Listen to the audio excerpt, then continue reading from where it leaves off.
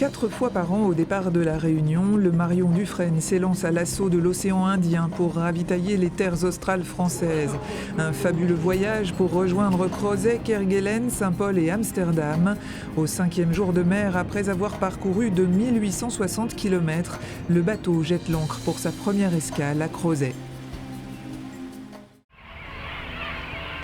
Arrivés devant l'île de la Possession au petit matin, dans la brume, les passagers du Marion Dufresne impatients ont dû attendre que le temps se lève pour grimper dans l'hélicoptère du bord.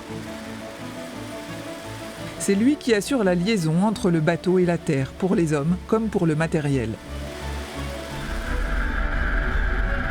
La Possession est la principale île de l'archipel de Crozet, découvert en janvier 1772 par le navigateur Marion Dufresne. Depuis 50 ans, la base Alfred Faure accueille une vingtaine de personnes en hiver et jusqu'à 60 pendant les campagnes d'été.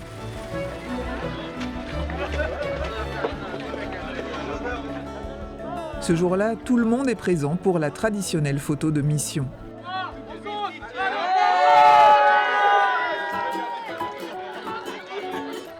Depuis septembre dernier, Alain Ritchie occupe la fonction de chef de district de Crozet, le Discro comme on le surnomme. Il représente le préfet d'Étafe et assure entre autres missions le bon déroulement d'activités fortement impactées par des conditions parfois délicates. On a un climat qui est extrêmement changeant. On peut avoir les 4 saisons en une journée, donc de la neige, des pluies intenses et des vents souvent supérieurs à 100 km/h. On a environ 300 jours par an de vents supérieurs à 100 km/h, avec des pointes allant jusqu'à 140. Donc de ce fait, on est obligé de prendre des précautions à la fois sur le travail sur la base et puis également sur les manips extérieures qui sont réalisées, c'est-à-dire qu'une météo qui nous fait état de conditions particulièrement difficiles, donc des vents supérieurs à 120 km/h, on annule purement et simplement la manip. Le record a même dépassé les 200 km/h. En revanche, le thermomètre est plutôt stable. Il oscille entre 4 et 8 degrés selon la saison. Là, ça doit être sublime au lever du jour, quoi. C'est sous ce climat a priori hostile que s'épanouit pourtant une faune extraordinaire que nous avons eu le privilège d'approcher de très près. À proximité de la base, la baie du Marin accueille l'une des nombreuses colonies de manchots royaux de l'archipel.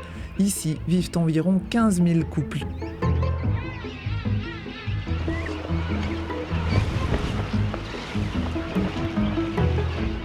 Grâce à une épaisse couche de graisse et une étonnante capacité de thermorégulation, ces animaux marins ne craignent ni une eau à 6 degrés, ni les intempéries.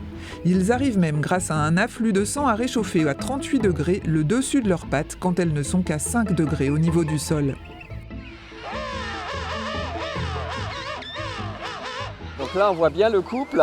Chercheur au CNRS de Strasbourg, Yves Hendrick s'intéresse à la physiologie du manchot. En 30 ans d'études, il est très loin d'avoir fait le tour de la question. Quand il pleut, ils sont comme des chats mouillés. Et on s'interroge vraiment de est-ce que le poussin est vraiment adapté à ce climat ou est-ce que peut-être on a déjà un climat un peu plus chaud et à une époque pas très lointaine, il y avait peut-être plus de neige. On le sait des témoignages des naufragés, par exemple les naufragés de l'île de l'Est. Ils ont un duvet certainement parfaitement adapté à la neige, mais pas à la pluie. Bon, c'est une hypothèse, on ne sait pas. Mais en tout cas, il y a beaucoup de poussins qui l'hiver meurent de froid. Effet des changements climatiques ou pas, les scientifiques étudient aussi le phénomène qui pourrait contraindre les manchots à aller se nourrir dans les eaux plus froides autour de l'Antarctique. Quoi qu'il en soit, l'hiver reste difficile pour les poussins, proie de choix pour les squats et les pétrels, alors qu'ils jeûnent parfois plusieurs mois en attendant le retour des parents partis chercher de quoi manger.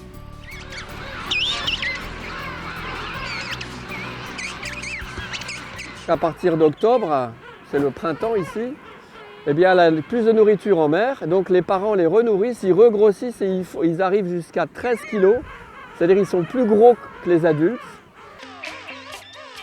Les poussins vont alors commencer leur mue et avec des plumes enfin étanches partir en mer. Un voyage qui durera 3 ans avant leur retour dans leur colonie et sur lequel les chercheurs commencent tout juste à récolter des données.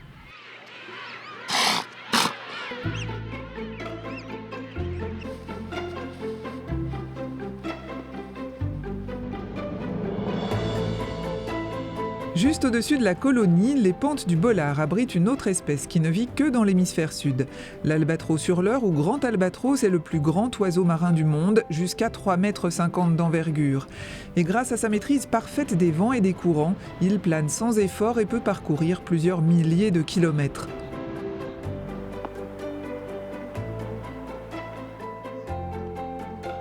C'est clairement un oiseau de l'extrême comme la plupart des espèces qu'on va trouver ici.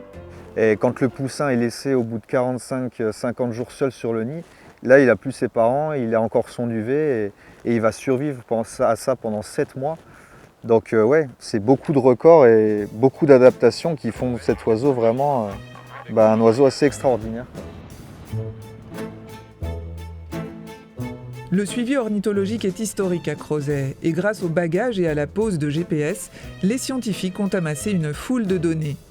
Le programme suit une dizaine d'espèces d'oiseaux, mais aussi quelques mammifères. On a la chance de côtoyer les éléphants de mer, les otaries et puis les orques aussi. Donc on bosse aussi sur ces espèces comme sentinelles des changements climatiques justement. Donc grâce à ces fluctuations de population ou les comportements qu'on va observer, on va pouvoir se poser des questions, essayer de se dire qu'il y a quelque chose qui se passe justement au niveau climatique. Pendant que Valentin, comme tous ses collègues scientifiques, observe la vie sauvage et ses évolutions, sur le Marion Dufresne, on ne perd pas de temps. Hélicoptères, portières, chalands, tous les moyens logistiques sont mis en œuvre pour assurer le débarquement des vivres et du matériel destinés aux hivernants, en espérant que le mauvais temps ne viendra pas s'en mêler.